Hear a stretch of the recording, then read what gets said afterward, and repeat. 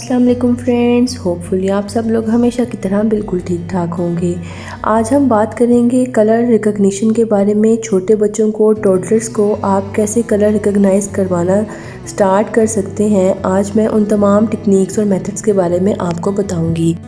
As we all know कि जब बच्चा 1 साल को पहुंचता है, जब वो 1 ईयर का होता है, तो वो अपने इर्द गिर्द के माहौल से, अपने इन्वायरमेंट से डिफरेंट किस्म की इंफॉर्मेशन गैदर करना शुरू कर देता है। So around this age is when you can start introducing them to colors. ये बहुत इम्पॉर्टेंट है for a child to start hearing words often in order to remember it. आपके लिए बहुत ज़रूरी है, अगर आपने कोई चीज़ बच्चे को सिखानी है तो आप उसको बार बार रिपीट करें ताकि बच्चे को उसको याद रखने में आसानी रहे।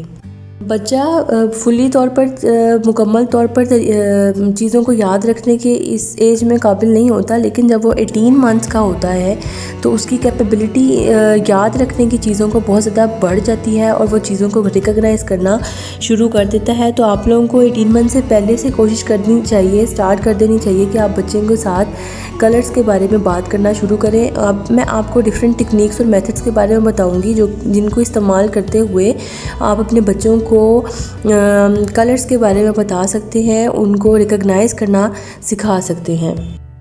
सबसे पहला पॉइंट है बी सिंपल। इसका ये मतलब है कि आपने सिंपल रहना है, बच्चे को कम कलर्स के बारे में पहले बताना है। आपने एकदम से बच्चे को तमाम कलर्स के बारे में या 5-6 कलर्स के बारे में इकट्ठे नहीं बताना। आप बच्चे से बोलें ये रेड कलर है, ये येलो कलर है, ये ब्लू कलर है, ये वाइट और ग्रीन एंड सो ऑन। इस तरह से बच्चे को सीखने में बहुत डिफ़िकल्टी होगी और उसको सीखने में मुश्किलात दरपेश आएंगी। आपने सिंपली प्राइमरी कलर से स्टार्ट करना है। कोई से भी 2 प्राइमरी कलर्स ले लें, आइदर रेड और येलो, ब्लू और येलो और रेड और ब्लू। ये 3 प्राइमरी कलर्स होते हैं। आपने इन 3 प्राइमरी कलर्स में से कोई से भी 2 ले लिए। मैं यहाँ पर इन 2 के बारे में बात करूँगी। आप इन 2 कलर्स को लेकर बच्चे को बताएं कि ये रेड कलर है, ये येलो कलर है। किसी भी चीज़ में, उसके किसी भी टॉय में, किसी भी फूड में वो एप्पल खाता है या स्ट्रॉबेरी खा रहा है या कोई भी चीज़, उसके टॉयज़ में कोई ऐसी चीज़ है, आपने सिंपली 2 कलर्स के बारे में उसको पहले पहचान करवानी है और फिर 3rd कलर की तरफ जाना है। हमारे पास आता है डिस्टिंग्विश कंट्रास्टिंग कलर्स। आपने कभी भी सिमिलर कलर्स बच्चे को सबसे पहले इंट्रोड्यूस नहीं करवाने। फॉर एग्जांपल, आप बच्चे को ऑरेंज और रेड के बारे में सबसे शुरू में बताएं, ऐसा हरगिज़ ना कीजिएगा क्योंकि बच्चा इन 2 कलर्स के दरमियान कंफ्यूज होगा। इसी तरीके से अगर आप ब्लू और ग्रीन के बारे में बच्चे को शुरू में ही बता देंगे, इन दोनों के बारे में आप बताएंगे कि ये ग्रीन कलर है, ये ब्लू कलर है, तो बच्चा कन्फ्यूज़ होगा, उसको सीखने में मुश्किलात का सामना करना पड़ेगा। अगर आप आसानी चाहते हैं, बच्चा जल्दी सीखे अगर आप चाहते हैं, तो आपने कंट्रास्टिंग कलर्स लेने हैं। आप येलो और रेड के बारे में बच्चे को बता सकते हैं शुरू में। आप ऑरेंज और येलो के बारे में बता सकते हैं। आप रेड और ग्रीन के बारे में बता सकते हैं। इसी तरह से आप ब्लू और वाइट के बारे में बता सकते हैं। इस तरीके से आसानी होगी। बच्चा जब कंट्रास्टिंग कलर्स में आप बच्चे को बताएंगे तो वो डिस्क्रिमिनेट कर सकेगा एक कलर को दूसरे से और उसको सीखने में बहुत आसानी होगी। नेक्स्ट हमारे पास है colour puzzles. Puzzles are a great activity to develop language, cognition and fine motor skills. Puzzles के ज़रिए आप इन तमाम बच्चे के स्किल्स को इन्हांस कर सकते हैं, फाइन मोटर स्किल्स को, लैंग्वेज को एंड कॉग्निशन को। आपका बच्चा ना सिर्फ पजल्स के ज़रिए ऑब्जेक्ट्स को और पिक्चर्स को फोकस करेगा, बल्कि he will be able to just pay attention on the colours. मतलब उसकी अटेंशन ज़्यादातर कलर्स के ऊपर ही होगी। कलर पजल्स बेसिकली होते ही इसीलिए हैं ताकि बच्चे की फुल अटेंशन जो है ना शेप्स पर हो, ना ऑब्जेक्ट्स पर हो, ना ही पिक्चर्स पर हो, बल्कि वो फुल्ली अपनी अटेंशन पे कर रहा हो कलर्स के ऊपर। And I think these are the best aids to teach your kids about colors so early. Next है हमारे पास यूज़ द सेम ऑब्जेक्ट। इसका ये मतलब है जब आपने बच्चों को कलर रिकग्नाइज़ करवाने हैं तो आपने सेम आइडेंटिकल प्रोडक्ट्स का इस्तेमाल करना है। आपने इस चीज़ को इंश्योर करना है कि आप सेम चीज़ इस्तेमाल कर रहे हो। फॉर एग्ज़ाम्पल, अगर आप रेड और ब्लू के बारे में बच्चे को बता रहे हैं तो आपने रेड और ब्लू ही कलर के स्पून्स लेने हैं, एक जैसी चीज़ लेनी है जो कि दिखने में एक जैसी हो ताकि बच्चे को कलर रिकग्नाइज़ करने में आसानी हो कि दोनों चीज़ें एक तरह की हैं लेकिन इनके कलर्स फ़र्क हैं।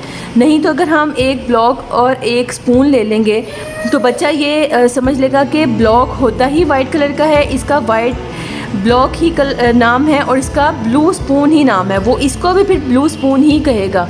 आपने इसलिए एक जैसी चीज़ें लेनी हैं, जैसे कि ये दो बॉल्स हैं, ये सेम हैं, इनकी शेप, इनका साइज़ सेम है, लेकिन इनके कलर्स फ़र्क हैं। तो इससे बच्चे को कलर रिकग्नाइजेशन में, कलर डिस्क्रिमिनेट करने में बहुत आसानी होगी।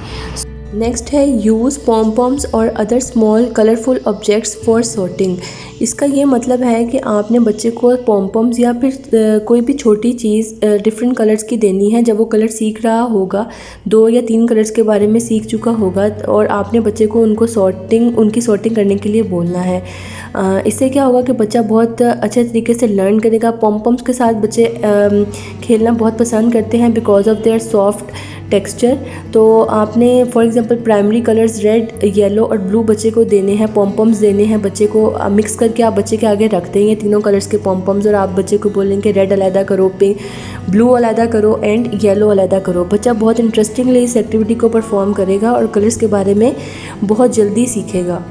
नेक्स्ट हमारे पास आता है label everything with a colour. इसका ये मतलब है कि बच्चे के इर्द गिर्द जितनी भी चीज़ें मौजूद हैं, जो भी एक्टिविटीज़ उसके साथ हो रही हैं, आप उन तमाम चीज़ों का नाम उनके कलर्स के साथ लें। फॉर एग्ज़ाम्पल अगर आप बच्चे को एप्पल खिला रहे हैं तो आप कहेंगे we are eating a red apple, आप रेड लगाएंगे साथ, रेड स्ट्रॉबेरीज़। इसके बाद आप कोशिश करें कि नेचुरल जो चीज़ें हैं जिनका क्लियर है कि कलर यही रहता है हमेशा, उनका चेंज नहीं हो सकता। फॉर एग्ज़ाम्पल आप बाहर गार्डन में गए हुए हैं, आप बच्चे को ग्रास के बारे में बताएं, green grass, green trees, blue sky. मतलब आप हर चीज़ को उसके स्काई के बारे में बता रहे हैं तो साथ ब्लू भी बोलें, आप ग्रास के बारे में बता रहे हैं तो साथ ग्रीन बोलें, ट्रीज़ के बारे में बता रहे हैं, लीव्स के बारे में बता रहे हैं तो साथ ग्रीन बोलें। इससे आप हैरान रह जाएंगे कि आपका बच्चा कितनी जल्दी कलर्स के बारे में सीखेगा। आप सिर्फ कलर का नाम लेंगे, फॉर एग्ज़ाम्पल आप ग्रीन बोलेंगे तो बच्चा साथ उन चीज़ों का नाम बताना शुरू कर देगा आपको कि ग्रीन का क्या क्या चीज़ें होती हैं, ग्रास होती है, लीव्स होते हैं। जिन भी चीज़ों के बारे में आपने उसको बताया होगा वो उन तमाम चीज़ों के बारे में आपको बताना शुरू कर देगा। ये एक्चुअली बहुत ही ज़्यादा हेल्पफुल टेक्निक है जिसके ज़रिए बच्चा बहुत जल्दी कलर्स के बारे में सीखता है। लास्ट में हमारे पास आता है फिंगर पेंटिंग। जैसा कि आप सबको पता है कि sensory experiences where children are actively touching, tasting, hearing और smelling, these are the best ways to teach your kids new concepts को सिखाने में, सेंसेस के ज़रिए सिखाने में बहुत ज़्यादा आसानी रहती है। Your toddler will love trying out their artistic capabilities by rubbing their hands on paper with finger paint.